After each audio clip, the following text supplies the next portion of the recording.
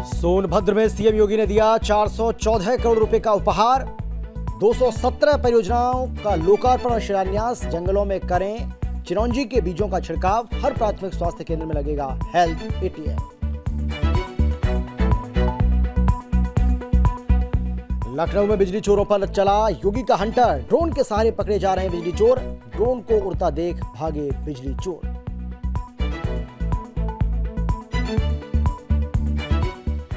चंदौली में सुदर्शन की खबर का बड़ा असर। एसडीएम ने हॉस्पिटल का किया निरीक्षण के दौरान मिली खामियां। क्या मासूमों को मिल पाएगा न्याय?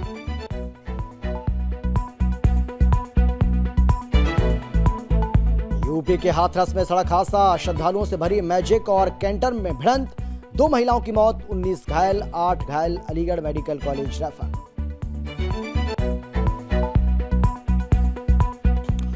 और पंढरपुर यात्रा में जिहादी घुसपैठ। तीर्थ यात्रा के कार्यक्रम में गाए गए इस्लामिक गीत। मजहबी प्रचार का वीडियो आया सामने। प्रधान संपादक श्री सुरेश चौहान की जी ने की कार्रवाई की मांग।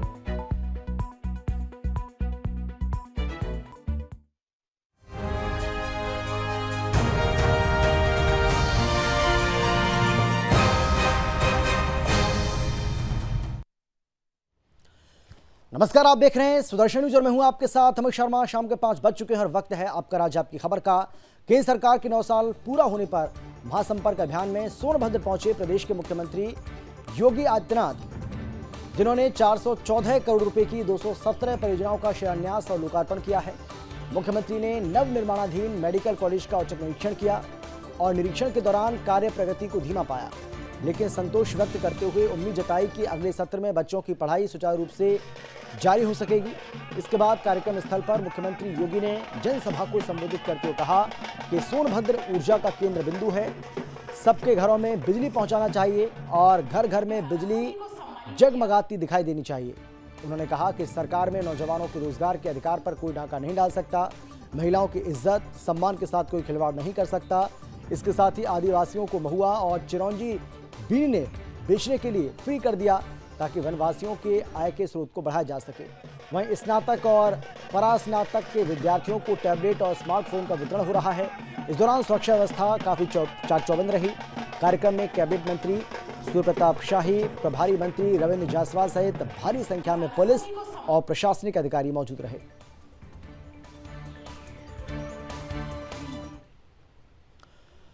गर्मी शुरू होते ही यूपी पावर कॉरपोरेशन के अधिकारियों के हाथ पैर फूलने लगते हैं, क्योंकि यूपी की जनता को निर्बाध रूप से बिजली मिलती रहे ये बहुत बड़ी चुनौती होती है। लेकिन जब बिजली की खपत डिमांड से कहीं ज़्यादा होती है तब अधिकारी परेशान होते हैं और इसका सबसे बड़ा कारण होता है बिजली चोरी। इस बार उत्तर प्रदेश पावर कॉरपोरेशन के मध्यांचल डिस्कॉम ने बिजली चोरी पर अंकुश लगाने के लिए ड्रोन का सहारा लिया है और ड्रोन के माध्यम से कई बिजली चोरों को पकड़ा भी है। इस विषय पर मध्यांचल डिस्कॉम के कॉमर्शियल डायरेक्टर योगेश्वर कुमार से बात की हमारे सहयोगी रवि शर्मा ने। क्या कुछ कहा, सुनिए।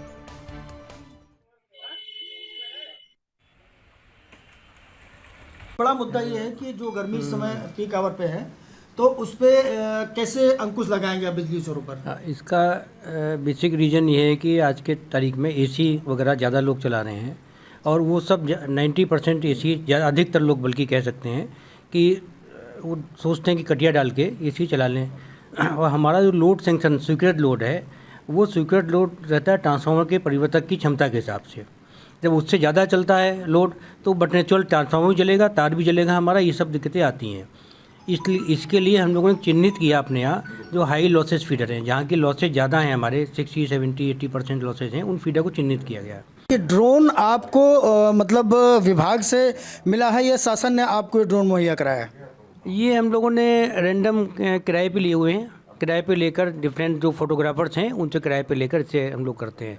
तो अब तक जो है बेसिकली हम लोगों ने 2 डिवीजन में ज़्यादा अभियान चलाया है ड्रोन के माध्यम से। एक बीकेटी डिवीजन में, दूसरा अपटाउन डिवीजन में चलाया। अच्छा, पुराने लखनऊ में ज़्यादातर बिजली चोरी हो रही है। देखा गया है कि पुराने लखनऊ में चूँकि लाइन लॉस भी आपके यहाँ ज़्यादा है और बिजली चोरी भी बहुत ज़्यादा होती है, तो आपका ये ड्रोन कब उस क्षेत्र में जाएगा? वहाँ भी अब क्योंकि इसका अब हमें सफलता मिली है इस काम में, एक सैंपल बेस में किया गया था, तो वहाँ भी हम लोग जल्दी और ड्रोन की व्यवस्था करके और वहाँ भी चेकिंग कराएंगे। दिन में तो चेकिंग करते ही हैं, मॉर्निंग में भी चेकिंग कर रहे हैं हम लोग। ऊपर से ड्रोन के माध्यम से चेकिंग कराने के लिए वहाँ भी शीघ्र व्यवस्था। रवि शर्मा।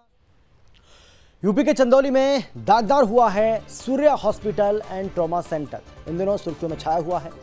परिजनों का आरोप यह है कि निजी हॉस्पिटल के चिकित्सक की लापरवाही से जेवरियाबाद निवासी वाशीष नागवंशी की पत्नी विभा सिंह की मौत हो चुकी है।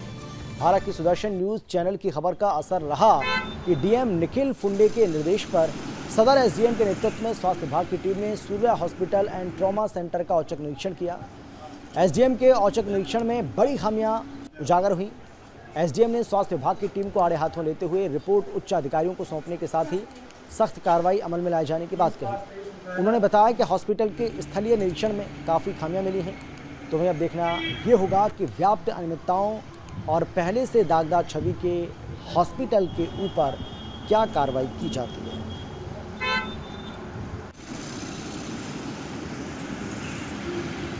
यहाँ रूटीन चेकअप किया गया है और क्या कहते हैं, इसमें इमरजेंसी में कोई डॉक्टर हमको नहीं मिला है और एक्सरे टेक्नीशियन भी नहीं मिला है। फायर के जो लगे थे वो भी पुराने हैं, उनके पास अभी दिखा रहे हैं कि यहाँ इनका रिमूवल हुआ हाँ।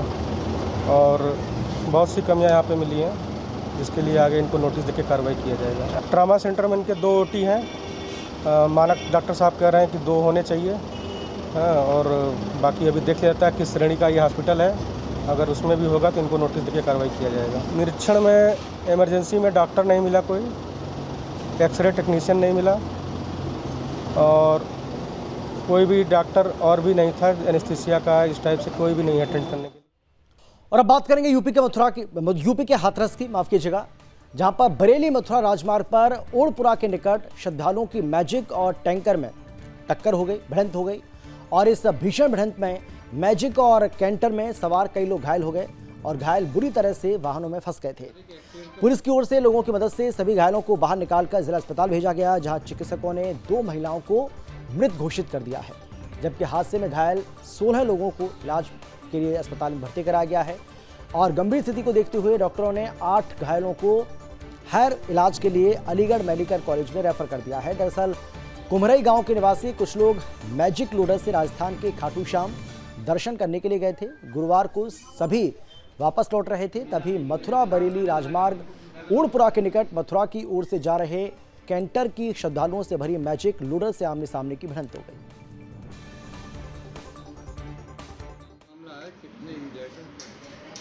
थोड़ी देर पहले एक्सीडेंट मामला है, एक्सीडेंट हुआ सर। एक हादसा हुआ है, क्या जानकारी, कितने लोग थे? इस संदर्भ में जानकारी ये है कि लगभग 4:15 बजे के लगभग थाना गेट में पूरा जगह पड़ती, उधर से ये एक छोटा वाहन आ रहा था जिसमें खाटू श्याम से आने वाले हमारे जनपद के देशी परिवार के कुछ थी और कैंटर से दुर्घटना हुई थी। उत्तरपुर से 2 लोगों की मौत हुई थी और 6 लोग इंजर्ड हुए, जबकि बेहतर इलाज की व्यवस्था बनाई गई। कभी भी आगे उनके बेहतर इलाज को व्यवस्था। ना भैया आ रही को बढ़िया चल रही सामने से कैंटर आ रहा है। कहाँ से आ रहे थे आप? खाटू श्याम। खाटू श्याम दर्शन करने गए थे। कितने लोग सवार थे गाड़ी में? 15-20 लोग। छोटे बच्चे सहित बड़े सहित। अच्छा, कहाँ से गए थे आप? कहाँ के रहने वाले थे? कुम्हरई के रहने। कुम्हरई पर जा रहे हैं तो वहाँ से लौटते वक्त हादसा हुआ है। कहाँ पर हुआ ये?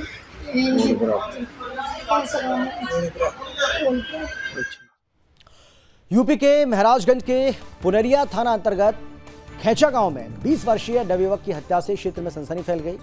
परिजनों का आरोप यह है कि गांव के ही लोगों ने मिलकर युवक की हत्या कर उसे आत्महत्या का रूप देने की कोशिश की है। मृतक के पिता ने बताया है कि उनका इकलौता बेटा अरुण मकान की छत पर अरुण जो है वो मकान की छत लगाने आया था और इसी दौरान गांव के ही 7 लोगों ने मेरे बेटे की हत्या कर दी। वहीं थाना पनरिया में सूचना देने के बाद 5 आरोपियों की गिरफ्तारी तो हो गई है, लेकिन अब भी मुख्य आरोपी और उसका एक साथी फरार है। थाने की ओर से उनकी गिरफ्तारी नहीं की जा रही है, जिसके चलते अब न्याय के लिए दर-दर उन्हें ठोकरें भी खानी पड़ रही हैं। परिजनों के आरोप के बाद पुलिस की भूमिका पर भी कई सवाल खड़े होते नजर आ रहे हैं।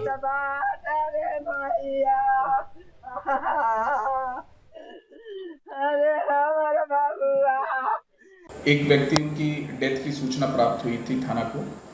जब मौके पर जाकर इस पूरे प्रकरण की जांच की गई तो ये जानकारी मिली कि अरुण नामक एक व्यक्ति है खैचा गांव का, जो उसी गांव की एक लड़की से जिसके प्रेम संबंध थे। इसी रूप में वो देर रात उसके घर गया था, जहां लड़की के परिवारजनों द्वारा दोनों को देखने के कारण लड़के के साथ मारपीट की गई थी, जो उसके बाद उसकी डेथ की सूचना मिली। जो पोस्टमार्टम कराया गया उसमें एंटीमार्टम स्ट्रैंगुलेशन निकल के आया है। मृतक के परिवारजनों की तहरीर पर 302-201 का मुकदमा पंजीकृत किया गया और इसमें परिवारजनों द्वारा 5 व्यक्तियों को नामजद किया गया था, जिसमें आज 3 व्यक्तियों की गिरफ्तारी हुई है। घटना होने के बाद आप पुलिस के पास गए थे? हाँ सर, संबंधित थाने पे। हाँ गए। वहाँ क्या हुआ? वहाँ पर क्या कार्रवाई किया गया? वहाँ पे कार्रवाई नहीं कुछ कर रही सर। उसने बोला कि यार पूरा डिपार्टमेंट वाले कि तुम देखे थे? मैं कहा हाँ सर मैं देखा हूँ। वैसे बोला मैं सर देखा हूँ। कह रहे क्या देखे हो? मैं कहा सर मेरे लड़के के जब मार दिए लोग, हम भागते गए, बस मेरे लड़के के देख रहे हैं ऐसे पकड़ के लोग ला रहे हैं। जब मेरा लड़का झूला है, हम कहिए अरे बाप हमारे बाबू बाटा नहीं अब, तो उन्हें तो सर यहाँ आके लेटा दिए लड़के को। यहाँ पे लेटाने के बाद तब लोग गाड़ी वाले बुलाए, हम सब लेके चले गए। कह रहे कुछ तो जिंदा हुई तो मालूम हो जाए डॉक्टरी दिखौले पे। तो उन्हें सर पुलिस वाले ने हमको जाने नहीं दिए कहीं। तब पुलिस एसओ ने बोला कि तुम साले तुम जान के बच्चे के मारे हो, तुम्हारा बच्चा जिंदा था, उधर रुकवा के अगर पुलिस वाले हो तो कहीं मेडिकल में ले जाके दिखवाइए मेरा बच्चा जिंदा है तो। लेकिन नहीं सुनवाई पर कोई नहीं करा सर। सच्चाई तो ये नहीं है सर, जब तक मेन गार्जियन नहीं पकड़ाएगा तो हम कैसे सच्चाई मानूं सर। वह कौन है जो अभी तक गिरफ्तार नहीं हुआ है? मुख्य आरोपी एक कन्हैया है सर और एक कालीचरण है। इनका सबका कहना है कि ये हत्या का रूप दिया गया है और इसे आत्महत्या का रूप देने के लिए कोशिश किया जा रहा है। कैमरा पर्सन के साथ अर्जुन पटेल, सुदर्शन। राजस्थान के धौलपुर में राजाखेड़ा उपखंड की सिलावट पंचायत के गांव पुंठ में एक दोहरे हत्याकांड का मामला सामने आया है। घटना से इलाके में सनसनी फैल गई है। घटना की सूचना पर पुलिस अधीक्षक के साथ ही सीओ ने एफएसएल टीम के साथ मौके पर पहुंचकर घटना की जानकारी ली है। इस मामले को लेकर सीओ ने बताया है कि गुरुवार सुबह 4 बजे सूचना मिली कि गांव पुंठ में एक महिला और उसकी बेटी की गोली मारकर हत्या कर दी गई। मामला पुरानी रंजिश का बताया जा रहा है। गाँव में तनाव की स्थिति को देखते हुए भारी संख्या में पुलिस बल को तैनात किया गया है। फिलहाल पुलिस मामले में आगे की जांच कर रही है।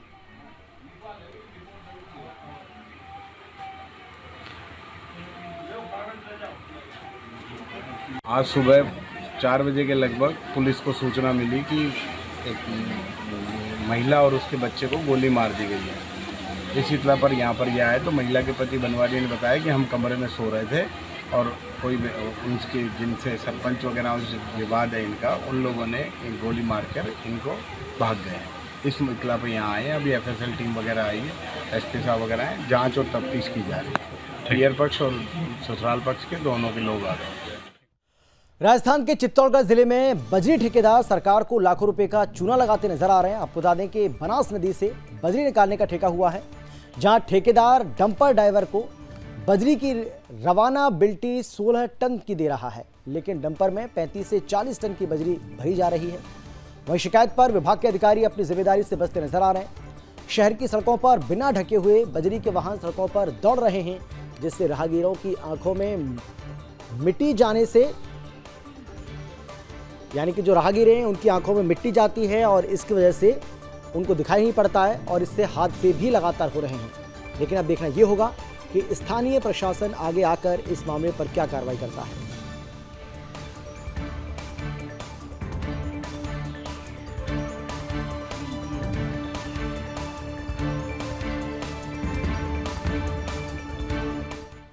उड़ीसा के सुंदरगढ़ जिला के राजगांगपुर थाना के पुलिस को एक बड़ी सफलता हाथ लगी है। आपको बता दें कि राजगांगपुर थाना अंतर्गत डुड़का बहाल गांव में खेली जा रही मुर्गा लड़ाई का जुआ खेल का पुलिस ने पर्दाफाश कर दिया है और मामले में एसडीपीओ के नेतृत्व में 52 लोगों को एक साथ गिरफ्तार किया है और आगे की कार्रवाई चल रही है।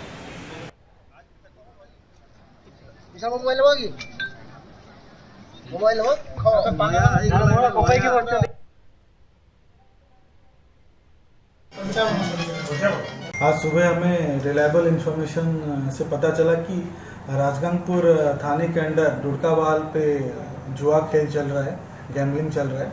तो हमने उस इंफॉर्मेशन को वेरीफाई किया और एक पुलिस रेडिंग टीम बनाया और वहाँ पे रेड किया। सक्सेसफुली हमने वहाँ पे 52 जनों को अप्रीहेंड किया है। उसके साथ हमने मध्य प्रदेश के टीकमगढ़ जिले में दबंगों की दबंगी के चलते बस यात्रियों को काफी परेशानी का सामना करना पड़ा। यात्रियों ने बताया कि बस में कई मरीज थे जो परेशान हो रहे थे और कुछ लोगों को अपने घर सही समय पर पहुंचना था। आपको बता दें कि एक व्यक्ति द्वारा बस में शराब पीने के मामले को लेकर बस स्टॉप पर यात्री में विवाद हो गया। उस यात्री को दिगोड़ा में उतार दिया गया तो वहीं यात्री ने थाने में जाकर शिकायत दर्ज कराई। उससे 2 लाख रुपए बस में रह गए, जिसके बाद दिगोड़ा पुलिस मामले की जांच में जुट गई है। मामले पर संज्ञान लेते हुए डीएसपी के साथ ही पुलिस बल ने बस को मौके से रवाना करवाया।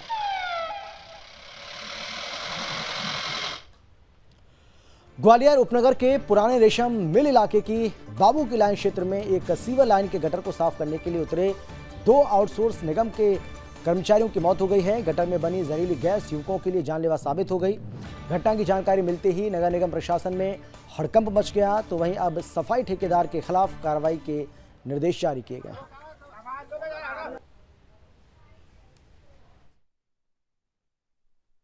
मैं वहाँ पे भी गया, बहुत दुखद घटना है। दोनों नौजवान साथी हमारे बीच से गए हैं। मैं परिजनों से मिला हूँ और सरकार पूरी उनके साथ खड़ी हुई है। मुआवजे की बात कही है, मैंने वो बिल्कुल उनको सरकार की योजनाओं के तहत जो है उनको 10 लाख रुपए की प्रत्येक को सहायता दी जाएगी। उसके परिजन को आउटसोर्स पर रखा जाएगा और उनकी अंत्येष्टि की व्यवस्था पूरी हम करा रहे हैं। दूसरा, उस जो विधवा हुई है उसको पेंशन तत्काल स्वीकृत होगी। ये सारे काम हम करेंगे।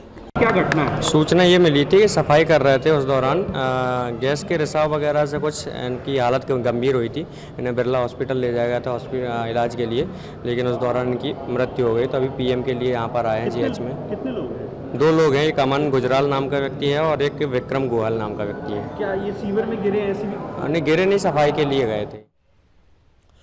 और इसी के साथ ही इस बुलेटिन में फिलहाल इतना ही, लेकिन देश और दुनिया की बाकी खबरों के लिए आप देखते रहिए सुदर्शन न्यूज। जय हिंद।